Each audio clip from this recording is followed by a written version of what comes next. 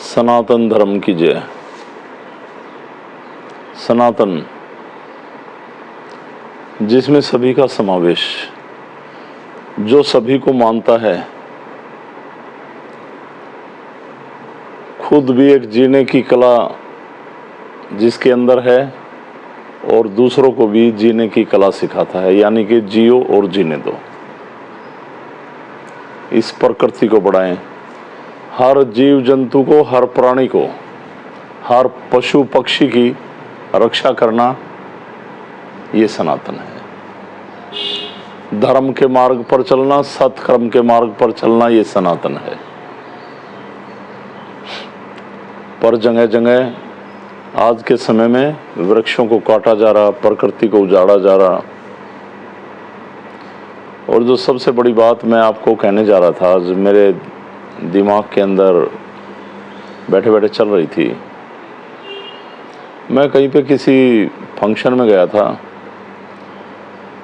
तो मैंने वहाँ देखा जहाँ पे हम भोजन कर रहे थे बाहर, वहाँ पर कंप्लीट वैष्णव भोजन था, सीधा जैसे चलता है। फिर हम जब खाना खा के चले तो मुझे पता चला एक तरफ और खाना चल रहा है। मुझे पता चला वहाँ पे नॉन वेज चल रहा है। हमें नहीं पता था, हमने जहाँ पहले खाया वहाँ पे वेज था। और मैंने वहाँ पे देखा लोग हड्डियों को चूस रहे, मांस खाने में पूरे व्यस्त, कह रहे मजा आ रहा है। तो मैं सभी को यही कहूँगा कि जो इंसान मुंह में हड्डियाँ लेके चूसता है, मांस का, मदिरा का सेवन करता है, मैं उसको एक इंसान की संज्ञा तो नहीं दूंगा, पर एक दैत्य प्रणाली से जुड़ा हुआ इंसान ही कहूँगा उसको। वो इंसान को भी खा जाए, इंसान की हड्डियाँ भी खा ले। और ऐसे इंसानों को कोई मतलब ही नहीं होता सनातनी कहलाने का, कोई मतलब ही नहीं होता एक मंदिर में धर्म के रास्ते पे तिलक लगा के खड़े होने का ना।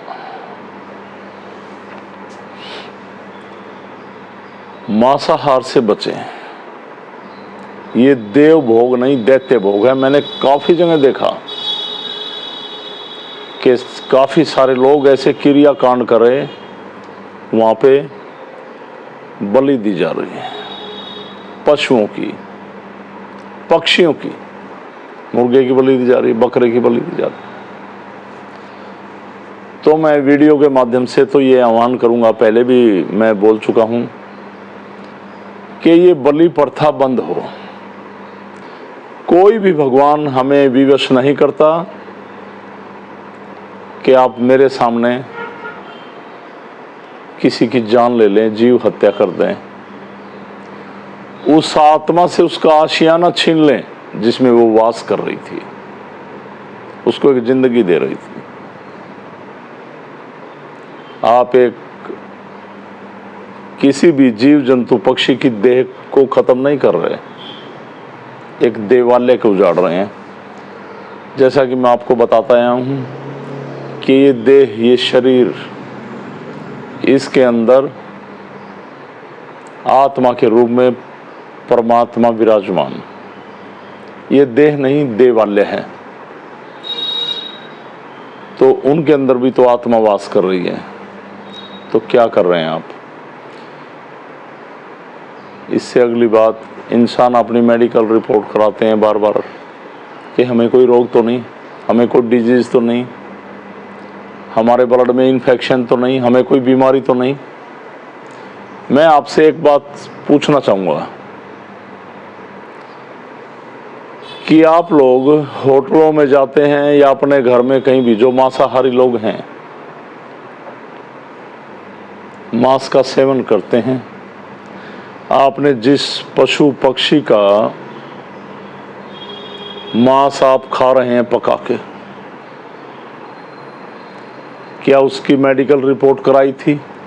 ना जाने वो किन बीमारियों से ग्रस्त हो, उसको कैसी डिजीज हो, कैसे रोग हो। हमें medical science bar bar WHO ने पीछे भी कहा था, बताती रहते हैं कि इस पक्षी से ये बीमारी फैल रही, इस जानवर से ये बीमारी फैल रही। फिर भी इंसान किस रास्ते पे चल रहा है? अपने स्वाद के वशीभूत होकर हड्डियां चबा रहा, पशुओं की, पक्षियों की। तो आप तो पशु और पक्षियों से भी बदतर हो गए। तो मैं सभी को, नवरात्रे शुरू होने वाले हैं अभी 2-4 दिन के अंदर ही, हाथ जोड़कर एक ही आह्वान करूंगा कि आने वाले माता के नवरात्रों में कम से कम इतना संकल्प जरूर लें, हम जीव हत्या नहीं करेंगे, हम मांसाहार का त्याग करेंगे, हम वैष्णव भोज करेंगे। इस जमीन से जो भी पैदा हुआ वो सब ठीक है। ये तो कुछ लोगों ने बना दिया, ये प्याज लहसुन ये वो ना, ये औषधियां हैं। पर ऐसे जीव जो अपनी जिंदगी जी रहे थे, आनंद ले रहे थे, आप उन्हीं को कत्ल कर रहे। ध्यान देना मेरी बात पे। तो मैंने कहा नवरात्रों में ये संकल्प जरूर लें कि हम जीव हत्या नहीं करेंगे और जीव हत्या होते हुए भी नहीं देखेंगे। और दूसरा, इन नवरात्रों में सभी लोग अपने घर आंगन में, कहीं खाली जगह में एक पेड़ पौधा वृक्ष लगाएंगे जरूर, उस माँ के नाम से, उस प्रकृति के नाम से, उस जगत जननी के नाम से, उस माँ दुर्गा के नाम से, ताकि प्रकृति आगे बढ़े। इस प्रकृति से तो हमें सब कुछ प्राप्त होता है, सब मिल रहा है, जड़ी बूटियाँ, फल फूल, लकड़ी, सब कुछ। तो सभी को इस बात का ध्यान रखना है। और अभी नवरात्रे प्रारंभ हो रहे हैं। 3 तारीख को सिद्धपीठ में, जैसा आपको पता है, माँ के नवरात्रे एक महाशक्ति अखंड यज्ञ के रूप में मनाए जाते हैं, जो यज्ञ निरंतर 9 दिन तक चलता है। 3 तारीख को नवरात्रे प्रारंभ है, यज्ञ प्रज्वलित किया जाएगा। उसके बाद 11 तारीख को, अक्टूबर को पूर्ण आहुति होगी। उसमें आप सभी योगदान देंगे, समर्पित भाव से माँ दुर्गा की शरण में आहुतियाँ देंगे और माँ की कृपा के पात्र बनेंगे। ये नवमी के दिन पूर्ण आहुति होगी, दशहरे से 1 दिन पहले, ये ध्यान रखना है, जो भी तारीख होगी। और उसके बाद गोरक्ष टीला पर, गोरखनाथ जी की तपोभूमि पर, जैसा कि मैं आपको लगातार सूचित कर रहा हूँ, वहाँ पे गोरख कृपा महाशक्ति अखंड यज्ञ का आयोजन होगा, जो 17 अक्टूबर को प्रातः 10 बजे किया जाएगा। इस यज्ञ में मैं बार बार कह रहा हूँ, कुछ लोगों ने सिद्धि का मजाक बना रखा है और वो लोग इस सिद्धि पे, सही रास्ते पे नहीं चलना चाहते, मेरी बातों से सहमत नहीं है, तो अलग परिवार में ना रहें, अलग परिवार को छोड़ दें। मैं बार बार कह रहा हूँ, हमारे 2 यज्ञ ऐसे होते हैं पूरे साल में। एक तो हनुमान जयंती पे हरिद्वार में होता है, एक शक्ति दिवस पर्व मनाया जाता है, वो ऋषिकेश में होता है।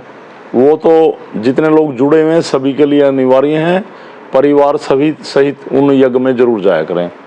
अब जैसे ये यज्ञ हो रहा है गोरक्षशिला पे, ये आपकी आस्था का विषय है, जो जाना चाहे, ये जबरदस्ती नहीं है कि सब जाएं। वो विकास जी से कांटेक्ट जरूर करें, यज्ञ में कैसे आना है, किस ढंग से आना है, ये आपको बताया जाएगा, और कितने सदस्य आ पाएंगे, ये मैं बार बार आपको समझा रहा हूँ। जो लोग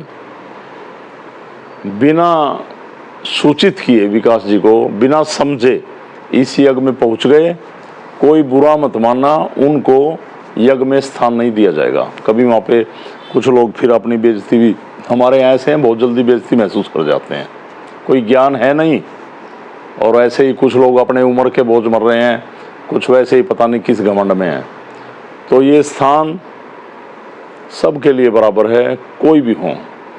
उससे अगली बात, इसी यज्ञ को लेकर कुछ लोगों ने चिमटा ग्रहण कर रखा है। चिमटा तो ग्रहण कर लिया, वो ग्रहण करने के लायक कुछ भी नहीं थे कुछ लोग। पर मैं चाहता हूं कि लोगों को सब कुछ मिले, परमात्मा की कृपा हो, इस सिद्धि से जुड़े। तो कुछ लोग चिमटा लेकर इस सिद्धि का अपमान कर रहे हैं। ना तो वो किसी प्रोग्राम में शामिल होते हैं, ना उनको कोई समझ है, ना वो कुछ समझना चाहते हैं। उनको कड़े शब्दों में कुछ समझा दिया जाए तो यहाँ से भागने की चेष्टा करते हैं। क्या अब तक किस शर्म से लेके पड़े हैं? तो कोई शर्म नहीं है, आप आराम से छोड़ सकते हैं सिद्धि को। और अगर इस यज्ञ में जिन्होंने चिमटा ग्रहण कर रखा है वो लोग शामिल नहीं होते हैं तो बिना कहे चिमटे को छोड़ देना, और विकास जी को सूचित करेंगे। अब पहले ये ध्यान रखना इस बात का, ये नहीं दो एक दिन पहले सूचित कर दें, अभी कर दें 5, 7, 10 दिन के अंदर ही बस। तो मुझे ये आपको ज़रूरी सूचना देनी थी। या कोई मजबूरी है खास, भाई यज्ञ में शामिल नहीं हो सकते, खास मजबूरी विशेष, कोई घर में सीरियस है, बीमार है, मौत हो गई। अब जैसा कि नरेंद्र भोजक जी का मेरे पास फोन आया, उन्होंने काफ़ी हाथ जोड़कर अक्षमा मांगी, माफ़ी मांगी नाथ जी से कि नाथ जी, गुरुजी मैं ऐसे नहीं आ सकता। उनके बेटे का पायलट के लिए सिलेक्शन हुआ है, हम उनको शुभकामनाएं देते हैं। और उसी दिन कोई फॉर्म फिलअप होने हैं वहाँ पे, बच्चा ट्रेनिंग पे जाएगा, तो पेरेंट्स की ज़रूरत होती है वहाँ पे सिग्नेचर होना, कुछ भी, तो विशेष मजबूरी है। तो उन्होंने कहा जी मैं हाथ जोड़ के माफ़ी मांगता हूँ, अगर आप फिर भी कहते हो तो मैं आ जाऊँगा, पर परेशानी हो जाएगी। तो ये मजबूरी है, इसमें कोई बात नहीं है। तो ऐसी मजबूरी तो देखी जा सकती है, ये मेहमान आना है, वो आना है, ये लोग कोई फ़ायदा नहीं है। तो सिद्धि के नियमों को समझें, मर्यादाओं में रहें। और यहाँ पे अगर आप सही ढंग से बैठते भी नहीं हैं तो आपको ये कहा जाएगा कि सही ढंग से बैठिए। और देखो यहाँ पर किसी ने अपनी, ऐसे ही आता है कि बस मुझे ही पूछा जाए, मुझे कुछ ना कहा जाए। और ख़ासकर वो लोग जो मेरे साथ रहते हैं और उनको कोई ज्ञान नहीं है, इतना साथ रहते हुए तो ज़रूर टोका जाएगा। और बुरा माने तो हमारे साथ ना रहें, ये सबसे मैंने कह दिया है, कोई बुरा मानने की बात नहीं है। नहीं तो ये सिद्धि भी आपके लिए है, मैं भी आपके लिए हूँ, ये स्थान भी आपके लिए है। तो इन बातों का सभी को ध्यान रखना है। और ये तो बातें ऐसे वीडियो डाल रहा था चल गई, पर मेन मेरा विषय यही था, वैष्णव बने, इस धरा से जो उपजता है उसका सेवन करें, नवरात्रों में बुरे विचारों का त्याग करें, और व्रत करना है तो बुरे विचारों का करें, उनको ख़त्म कर दें, अपने अंदर भस्म कर दें, ज़बान से ऐसा ना निकालें। त्याग, अपने अंदर किसी के प्रति द्वेष, जलन की भावना, आप किसी को आगे बढ़ता हुआ नहीं देख सकते, ऐसी ऐसी बातों का अपने अंदर से त्याग करें, परमात्मा की शरण में रहें। फिर कह रहा हूँ, मांस और मदिरा का सेवन संकल्प लें माँ जगत जननी के सामने कि हम हमेशा के लिए छोड़ देंगे। प्रकृति को बढ़ाएं, एक पौधा अपने घर में जरूर लगाएं। मुझे सभी को यही कहना था। सभी को मेरी तरफ से ओमलक प्रणाम, और सभी के ऊपर गोरख कृपा बनी रहे, माँ जगत जननी की कृपा बनी रहे, उस प्रभु की कृपा बनी रहे। तो सभी को मेरी तरफ से ओमलक प्रणाम। जय माँ जगत जननी, जय शिव, जय गोरक्ष, जय सनातन। प्रणाम सभी को, प्रणाम।